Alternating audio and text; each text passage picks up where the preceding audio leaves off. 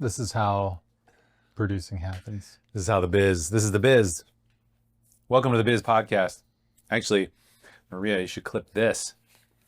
We just wanted to say thank you to the Catholic Media Association and the Gabriel Awards, and maybe there's a board or something. We received first place in the, what is this? Best Video for Digital Media category for Dare to Believe series episode 1. So we also got this sweet statue, which is really cool. This is kind of special because we only entered one thing into the award show, which was this, which we're very proud of in the content. And this was in front of, a big Catholic audience. We should have gone. We did not. I was thinking about it and then it was like over. I saw it on social media. I was like, crap. But we're very, very pleased and excited to have been awarded this. So thank you to the CMA and the Gabriel Awards and all the people involved. Yeah. Great work, team. It's exciting. It's actually our second Gabriel Award. Our first Gabriel Award we won several years ago for the Power in My Hands documentary. And I believe it was best film in a best Marian film. There it's floating in. I see Luke spying me. He's getting ready to make a change on me. Yeah, so you're right. It was the only one that we entered this year in that particular contest. I tried to enter the other stuff, but the Catholic Media Association, you actually have to be, you either have to be like a diocese, or like a Catholic network. Or like a publisher. A publisher. Yeah. So I Which couldn't we are enter some of those other categories. But there was specifically in the Gabriel Awards category, I could enter that, and we just had the one piece that was that would make sense to enter. So watch this segue. Today, we're going to talk about video marketing or just marketing in general and the return on investment, or like what's the value or the impact, or how do you measure that? And this is a great example of that, like winning an award, there's some kind of impact and some kind of value to that. But I had a conversation, and we were talking about this earlier. I thought it'd make fun podcast, but I was talking earlier with a agency who works with law firms, and we're talking about video production. And she had shared that somebody had told her $15,000 for a 3-minute video with some other cuts as well, some social media cuts, which is funny because I was like, did I share that with her? Because that's like a common number that I have too. But she was like flabbergasted at the number 15,000 because of how she works with her clients, and she said she had a film degree, and so she knows what goes into it, which I didn't really address because I would have been like, well, if you have a film degree, then you know what goes into it, so it's very valuable and expensive. But working with lawyers, she had communicated that they are very budget conscious, and how do you justify something like $15,000? So I broke it down and said, okay, your lawyer makes $350 to $550 an hour, and they make millions to dozens to hundreds of millions of dollars as an organization, and we're talking about one $15,000 piece, right? And if that brings in one client, and if that one client lifetime value is worth $100,000, that's an 8x return, right? Return on investment for that $15,000 video. If it's a $50,000, or even if it's a $15,000 lifetime value, which I don't think for these major law firms, like $15,000 is lifetime value. We're probably talking millions for some of these customers. So thinking about that, you break it down, you're like, there's a huge value, there's a huge return on investment. And then she just replied shortly, she's like, yeah, they just don't get the ROI. And I was like, oh my gosh, that's like such a missed opportunity. I don't know, like it's enough where we used to do this a lot, and in some cases it makes sense to educate your clients and educate the industry. But I'm like, okay, the story that I'll just tell briefly is Nirali, when she worked with us as a producer, she used to work at like a bigger agency in India, and she tells that story about like one time they were going into a client to pitch, and they like walked into the lobby, and after like the handshakes and quick introductions, like the director was like, "We're not working with these people." Yeah. And, like turned around and left, and we're like, Yeah. "That's insane." We don't have that cloud. However, I'm like, maybe that's what just needs to start happening. Yeah. You know, it was like somebody's like, well, I don't really get the ROI. I'd be like, well, sounds like it's not a good fit. All right, thanks for talking. Right. Like, Right. I I'm love that. so Yeah. tired of like, Yeah. um, It's like we're twisting somebody's arm. yeah, Yeah. To convince them, oh my gosh, you will get outsized returns. yeah, and just be like, well, I guess you don't get it then. That's fine. You Yeah. know, like I can't. And it's always going to be like a strained relationship if you somehow convince them to like maybe try it or whatever. Right. We were talking about this earlier in the kitchen and talking about like, I mean, okay, what a lawyer does is valuable. Yeah. So that's okay. But when we make the comparison of like you're billing $400 an hour or something for your services, I'm not like, well, I don't really like, can we get it for less? Or Yeah. I don't really see what's the ROI on this going to be for me. Yeah. Be like, let's not, we're not even talking $400 an hour. We're talking like, hey, would you pay me like a human being, like a reasonable rate? Would you agree to that? Okay, yes. Now let's break down the number of hours I'll spend diving into your content, the hours I'll spend on site with you, filming you, filming interviews, getting to know you, the equipment that I'll bring with me that is an investment that wears out over time. Understanding the creative, the strategy. There's Be like, yeah. that's what this stuff is built on. Right. Like we, as a company, we don't have enough clout. We don't have like nationally recognized. We don't have FU clout. Yeah, to nationally recognized names. You're not being charged a premium for who we are and the creative we bring. You're being charged based on our experience. This, I know how long this stuff takes. I know what goes into it. This is how much it'll cost.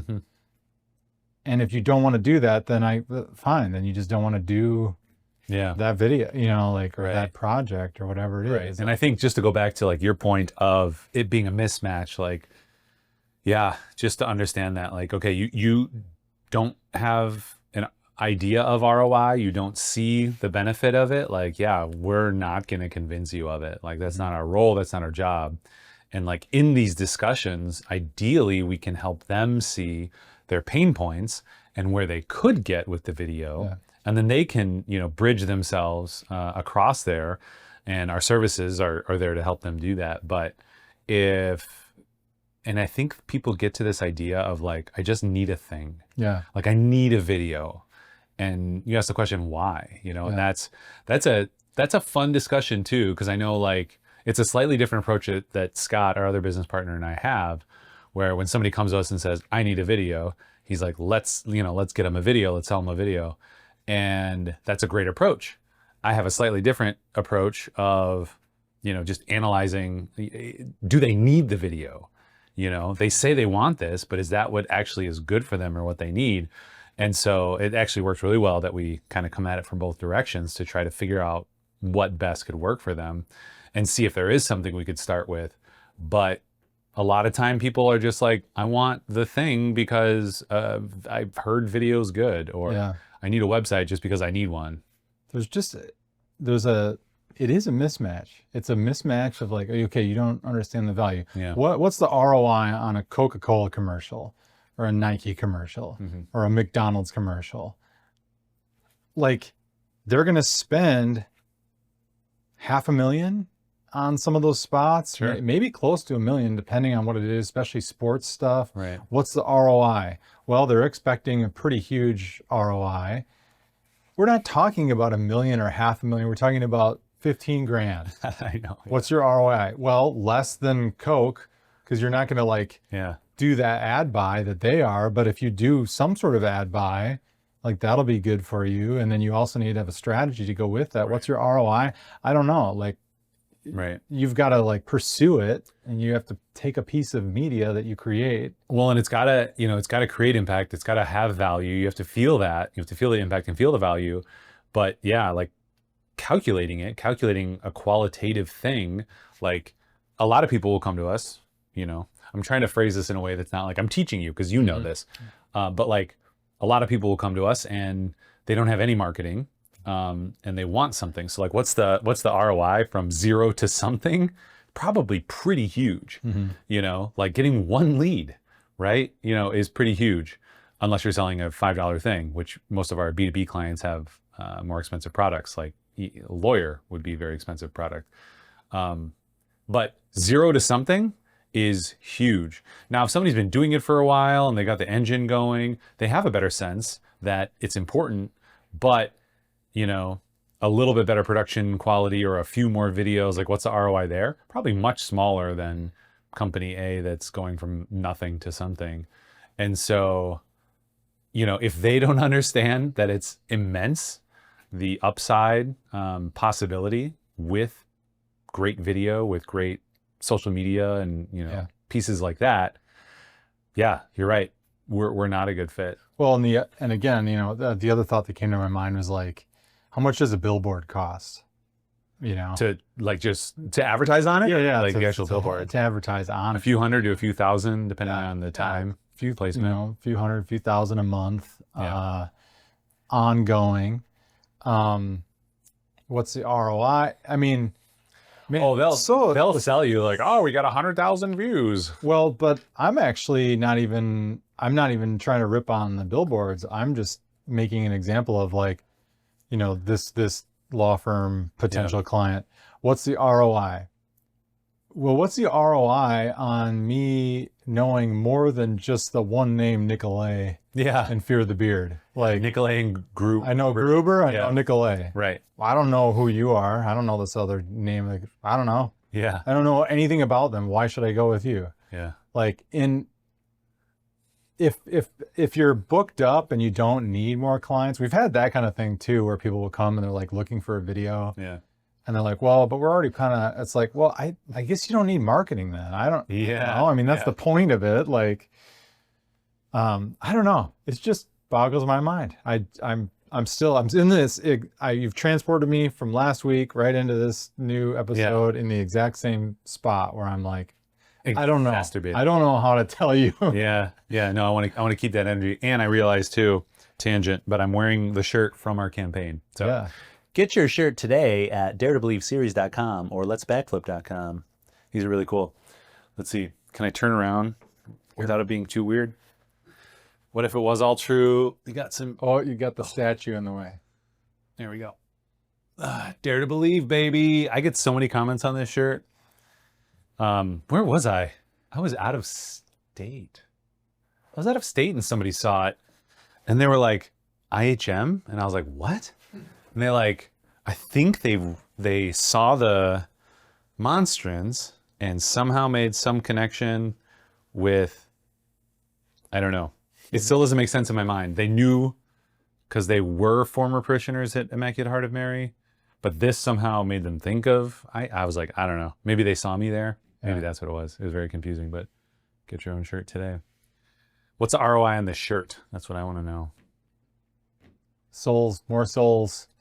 We got fans. We got fans running around with it. Yeah. Well, and that's interesting. So like the ROI, what's the ROI? So the Dare to Believe series. Here we go. Dare to Believe series, we have one episode and we want to make more. Mm-hmm. It's an evangelical tool. It is a teaching tool. It is a just, you know, piece of good Catholic media that can be enjoyed by people. What is the ROI on something like that?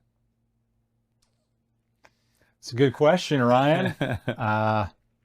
Yeah, I mean, that is definitely in the realm of ministry. Yeah.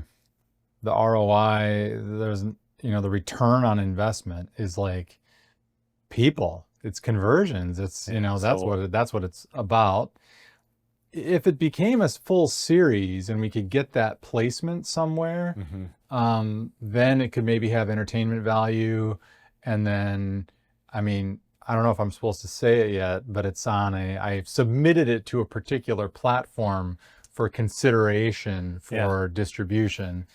And if it got picked up there, then people who subscribe to that platform, you know, then it would collect royalties as people watched it, right? Because I don't think that's is not advertising on that platform. So there would be ROI there, you know, in your traditional entertainment media sense. Yeah. But like that's like a lot of nonprofits. I mean, we'll do projects that are, you know, the expected ROI on this thing is like donor dollars because I'm trying to tell a story to move hearts and minds. Right, right. But then there's other things that are more like they're kind of teaching, they're kind of inspirational, and that's like a whole different, you know, yeah, the model there isn't about dollars exactly. And like brand equity. Yeah. Like there's some brand equity in this, or some stories we do, or some culture pieces we do for some clients, but that brand equity does have an ROI, but it's almost impossible to measure. You know, like if you don't know about a law firm, and then you do, you know, how do you put $1, you know, amount on that? Certainly you could tie it to like lifetime value, but Gruber, Nicolay, like if something were to come up, who are you going to call? Probably one of those, unless you have like another reference, or at least those would be one of them. Yeah. You know? So then thinking about like the Catholic stuff and Dare to Believe, people use it for programming. You could probably sell it. We're not really in the content creation world, right? So we're figuring it out, which is kind of exciting. Well, that's what like, we want to do. And that I kind of wonder if we are in the content creation world more than we would say, is like, that is the type of marketing that we like to do. It is the type of, you know, when we're talking about short video for your thing, well, I'm talking about making a story that will make people care, Right. that people will care about. Right. A 30-second commercial, I don't know. I mean, unless it's funny and crazy and whatever, I'm not that excited about it. You know, like, I guess you could do like a 30-second mini doc, right? You know, but that's the place I was going to go, and what I was going to ask is like, what's your favorite brand? Favorite brand? Ooh, yeah. So just first blush answer on favorite brand. I mean, Apple is just like, I get excited when I see things from them. I don't know. Yeah. And I guess where I was just going to go with that is like, the next question is why? Yeah. Like, why is that your favorite brand, or why? And I'd have to think about it a little. It's like the joie de vivre, the certain something that they have created, the mystique that they've created, and the, you know, we're the technology company for artists and creators, and the white and the minimalism, like they've just done such a good job. It just feels like something that I want. Yeah. And I mean, maybe it's just that, like, back to the word mismatch, maybe there's just a mismatch, but like some of the clients, or don't turn into clients that we talk to, that don't get this, or are like asking about, well, what's the ROI here, whatever. They're not getting it. We're like, do people love your brand? Are they just like, right now, the law firm that I have the most brand like excitement for is Nicolay. I've never worked with them. I don't, you know, call lawyers for a lot of reasons. Yeah. But I'm committed. I like that brand. Yeah. I like what he's putting out there. I like the messaging. I feel like I'm getting a bit of his personality from that, you know, and you're seeing him probably daily. Yeah. Like, or every other day on the billboard, on TV, friggin' gas station, pump TV or whatever, like everywhere. Yeah. What's the ROI that you know, Nicolay? Yeah. So, and like that takes a lot of money and ad dollars, you know, what he's doing, like the amount of placement that he has, but the creative is really well done too. Right. You know, and like he's paid for good creative, good storytelling, good branding. And that's just what, I mean, the reason it's so hard to talk about is because you're like, it's just obvious, just straight out in front. Like it is marketing. That is marketing. Well, and that's so like, that's what I said with this woman who has an agency for law firms. I was like, if they don't understand that, then it sounds like they don't see the value at marketing at all. So I was like, fight the good fight. Mhm. Good luck, Godspeed. I don't remember what I said. Yeah. But like, yeah, if you don't see that there can be an ROI, especially something so small, like $15,000, when those companies make millions or dozens of millions or hundreds of millions. Like, there's another law firm in town that I was looking up. They have 350. They have a space here, a space in Milwaukee, and then a couple of places around the country. 350 lawyers, and what did ChatGPT estimate? Like a few hundred million to maybe $1 billion in revenue or something like that. Like, or upper 100 millions. I was like, yeah. And like no social media marketing, no video marketing. Yeah. It's like, wow, take 3% of that, right? So 10% is a great number for marketing budget, but take a fraction of that, 3% of 100 million. Do you know what that is? 300,000, 3 million, 3%, 3 million. I got there. So 3 million, for your advertising, and, maybe half of that can be video, 1.5 million for video. Can you imagine what we could do with 1.5 million in video for somebody? Like, we could You take over the blow entire. them up. Yeah. And No one would think of anybody else but them. like, is there a That's company that, maybe it has to, like, one of the challenges with marketing is that it's often tied in with like business strategy. Yeah. So we've talked to some of our clients and we're like, okay, well, can we make this offer? Can I say this in your marketing? Can we say, make these claims?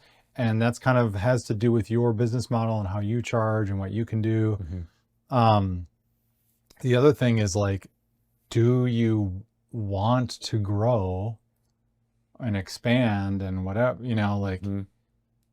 is there a business that, has endeavored into some large, growth scaling operation without having marketing be a part of that, So like the bigger law firm you mentioned, like, do they need market? People think they don't need marketing because they're just like, I don't know, the business is just like flying in. They're like, well, great, then that's fine. You will stay at your size without any marketing. Right.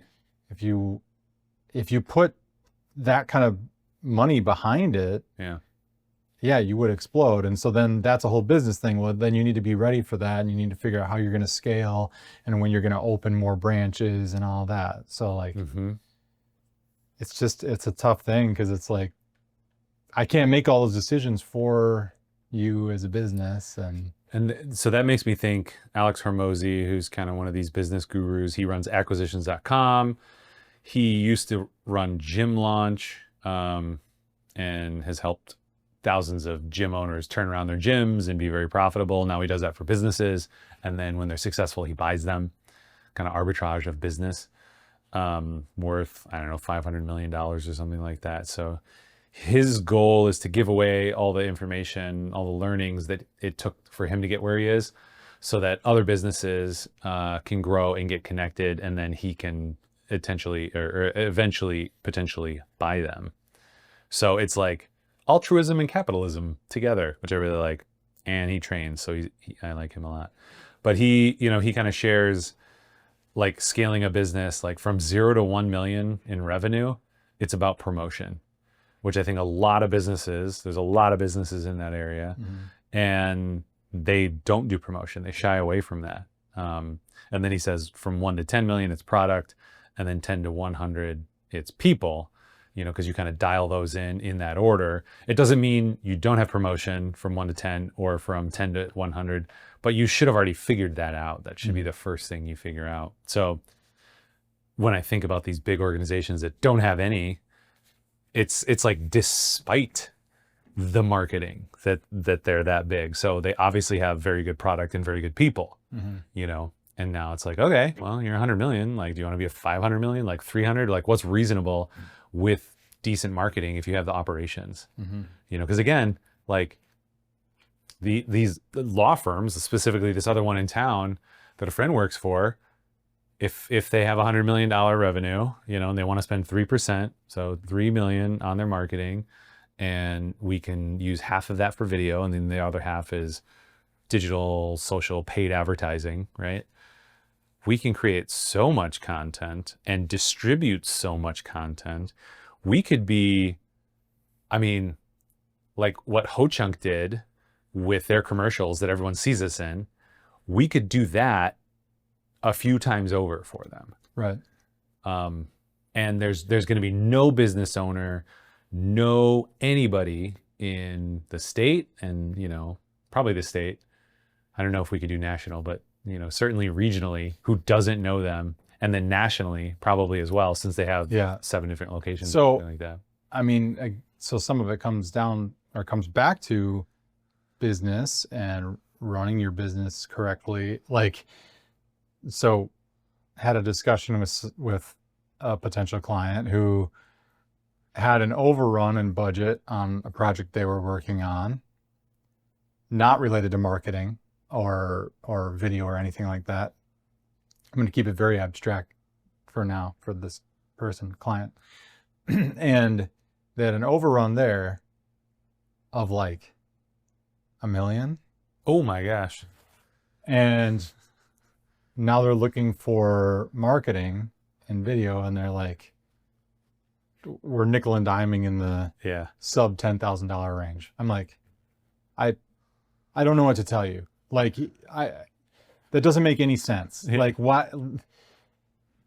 Yeah. So like when people don't, like, okay, you need to have, say that law firm, like they're, multiple millions, like, well, but do they have it saved, earmarked for marketing, or are they burning all of it? I doubt it. I mean, I don't think they're burning it, but like just investing it other places, using it in some other way. Yeah, because I think marketing is like, we need maybe a better term of like the redheaded stepchild, but like the unwanted business need. Like, especially when you have a great product and you have great people and word of mouth, people are like, we don't need marketing, right? But if they want to grow or be more than just what they are, marketing can really enhance that. So I think, it's the area of marketing that gets discounted the most. So like you're saying, $1 million overrun over here in some production, that's going to get written off, and they're like, well, that's the cost of doing business. And then they're like, 10,000, can you do 5,000? Like, what? Like, go to a law firm, and the law firm's like, this whole thing and our retainer, and you're going to pay us 15 grand a month, and it's going to take a few years. And they're like, can you do 5 grand? Like, no. Like, you could have somebody who's not as good. Yeah. So I think it's a misunderstanding of marketing, especially since like, what kind of training goes into marketing? Like, you don't really need training. You can just do it and learn online and whatnot. So I think to some degree it gets discounted, the skill and art of it. And so we just got to get better at helping them see their pain points, and then what could be solved by video and marketing. And then they'll make the leap to the ROI. Yeah. We don't have to tell them. You don't need training. You could just learn it all online. I'm like, you could say that about a lot of things. There are industries that, they just make a barrier. I would say that about most industries. They just make a barrier and say, well, you have to have this license in order to do it. But like, actually you could gain all those skills. Like, I mean, I shouldn't trash on other industries, because I'm like, you got to take our industry seriously. But like, my HVAC wasn't working, and I diagnosed that it just needed Freon, and I could look it up. I could figure out exactly what I needed to do. I technically can't do it because I don't have a HVAC license. Sure. So I'm like not allowed, I mean, fitness and nutrition is like huge, and there's like huge certifications you can get. You can get undergrad degrees, you can get postgrad degrees, like you can get certifications that cost thousands of dollars. You can get a certification that costs $100. And none of it really matters as long as you kind of have the knowledge and can help people, right? Even the insurances don't care. Like your coaching insurance doesn't care if you have a certification or not, because it's really just a piece of paper that says, this organization got some money out of you. Hopefully you got some learning. So I don't have any certifications. I actually just did a bunch of coursework in the fitness and nutrition realm. And I was like, I don't want to pay $1,500 for this certification. I'll just have the knowledge. So that's another industry like that. And I mean, that's interesting too. Like, what's the ROI of being healthy? What's the value of being healthy, right? If somebody's convinced of their need to overcome their health challenges, then they've already, come to some kind of impact or value or outcome, put a value on it. And it's easy. If somebody doesn't, they're like, yeah, why would I pay thousands of dollars for this thing? I just do it myself. Like, have you? Are you? And I think marketing gets a little bit like that too. It's like, well, the kid with the phone did it, so why is it $15,000? It's like, well, do you want the kid with the phone? Like, you just hire the kid with the phone. And I've talked to people and recommended that before too. Yeah. But on the other side, it's like, well, do you want strategy and creative and experience and longevity and somebody you can call on the phone and somebody who will reliably be there, and a team who's going to work for you? If you want that, that costs a little bit more money, and not that much. Yeah. Just a little bit more. It's the question of like, why do people come to you? Like, why are they paying you for your services or your products or whatever? And then they explain that and you're like, yeah, that's what marketing is doing. Like, you had that conversation with me in person one time, and marketing does that with all the people that you can't meet every single day. And, like, it's as simple as that. Like, just, I can't even, I know, because it's like such a no-brainer to us. I do kind of like the unsale or downsell of like, I don't know if this is, a good fit, kind of communicating in that way and getting them to work up to wanting it. Because again, if we somehow convince them that they need something, it's a fraction of the power as like them convincing themselves. Yeah. Like, and if they're not convinced, like, we're not going to have as great of an outcome. And they're going to be in prove it mode the whole time. Yeah. And it can be proved, but like marketing is not an exact science. Or actually, it's more like a science. Like it is that hypothesis, experiment, take data, make adjustments, keep working, see what's working.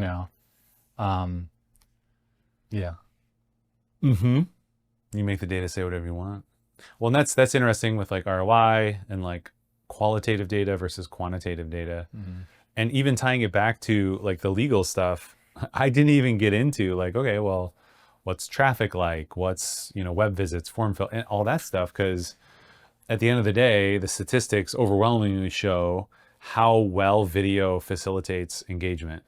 So sharing, click-throughs, website, time on site, sharing products, sharing brands, all that is enhanced with video. So that's maybe a little bit more of the science of it and the quantitative part. But the art, where the rubber hits the road, the pudding is made, is like, okay, well, how does that turn into something useful for the company, right? And sometimes you can define that more than others, and that's the tricky bit. Yeah. But like with the law firm, it's like, if any of this gets you one lead, even if you invested, again, if our LTV is $100,000, maybe that's too much, $20,000 LTV, lifetime value, because you're very small and you got to get a bunch of clients. And one video is 15 grand, and that gets you one, you've already made 5 on top of that. And then if that gets you a second client, you're printing money. And I take her word for it. That's what we need to put out. Well, we just need to be like, well, do you want to print money or not? Yeah. I mean, I have an offer that will print money for you. This helps me think about the next podcast we'll do is like marketing trends that we hate. Yeah. I think that'll be fun. So, all right, ROI, anything else? We're just, I don't know. I don't want to say we're complaining. We're exploring in a very strongly opinionated way our disdain, for just not understanding, which maybe that's mean. We should be more empathetic. Maybe not. Maybe we should be less empathetic. I think so. And then just walk out of the room. It's like, what was it? It's probably a mechanic sort of thing. No, it wasn't a mechanic. It was someone else. I think it was this HVAC situation. So air conditioning wasn't working. I was like, can I do it myself? Yeah. I can't get it. I don't have the license. Called somebody. They came out. Well, I wasn't home. I think my wife was in the backyard or whatever, like, taking care of flowers or something. And they came around the house. They looked at the thing. They did something to it.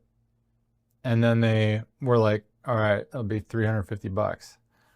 And I'm like, we didn't negotiate this at all. I didn't talk about whether the value is valuable or not. Yeah. And like, I look at it later, I'm like, okay, I know you charge this much for the Freon, and then you probably site charge visit, probably charge a minimum hour of time, even if it took less than that. So I'm like, okay, I basically, understand it. But I'm like, there's a lot of industries that kind of blow my mind. I'm like, I can't just like go to our clients and be like, hey, it took a lot more. Here's how much the budget is. They're like, we're always like in that realm of having to, I don't know. So well, that's with service industry. Like, I don't know, or the trades. Maybe they do have a lot of problems. We're just too kind to them because we're in the service industry too. And we're like, okay, all right, well, I'll pay you because you did your thing and I understand. Yep. Costs money. But maybe there's a lot of people who don't. They're like, well, we didn't talk about this, so I'm not gonna pay you anything. Which is not unreasonable. Yeah. There should be conversation beforehand. And so our car got totaled. So that's the new bit. It's totaled. Yeah. And they're like, okay, it's gonna be over 10,000 to repair it. And it's only worth 9,000 or whatever. And so we'll give you, I don't remember how much it was, 10,500 or something like that. And I was like, can you send me the workup, like the work order, or just the diagnostic? And they're like, yeah, I can send that, but just be aware, like, this is just how much they saw without opening it up. And then if they open it up, there's likely more. Mm-hmm. And so that's why, since it reached the value, that we total it and they do all this. And I was like, that's really interesting. Cause like, if I was a car person or knew a car person, I could probably be like, hey, what do you think? Or I can even take the car back and they take like a salvage amount out of it. Because I think they would sell the car to salvage. Mm-hmm. So they take that from you. So I think they'd give me 8,500 or 8,000 and I get the car. So if I knew somebody or had the capability, maybe I could make something out of it. But I don't. Yeah. And I don't have the skill and I don't have the energy or mental space. I'm just like, yeah, okay, well, I'll probably just take the amount and we'll go and we'll trust that, I can't get a second opinion. Yeah. I can't tell you no. I can't negotiate and say, no, it's actually worth $14,000 to me. Because you just don't. You can't. Yeah. So that's the word, trust. And that could probably launch us into an entire additional episode. So we don't have to go. At the end of the day, it's got to be trust, right? Yeah. Like, go to the law firm and you're like, it's how much per hour, whatever. And you're like, well, I need your help in this situation, business or personal or whatever it is. And I'm going to work with you because I trust that you're going to help me get through it. Like, you hire us to work on your video or marketing or whatever, and you trust that, like, it is in my interest for this to be very successful for you. Yeah. If you don't trust me, don't work with me. Yeah. There's no number that will fix that. Yeah. And like, I think that's probably just the direction that a lot of this stuff needs to go, is be like, well, if you don't trust me to do it, then just don't. Like, that's fine. Like, it's not going to work out if you enter into this begrudgingly paying, something that you nickel and dimed that I don't feel great about. Yeah. You're like second guessing whether you should have spent it, and you don't trust me from the outset. Like, it's not going to work. Yeah. It's not going to be good. Yeah. For all the reasons that we've talked about over the last half an hour. Yeah. So I think that's good. We can wrap up our ROI discussion. Closing thoughts? Anything else? Trust. Just do it. Just do it. You can trademark that. You can't. You actually can't. Thanks again to the CMA for this award. I don't know. We should have an ending. Do we have an ending, Maria? Luke, do we have an ending? Is there an ending to this?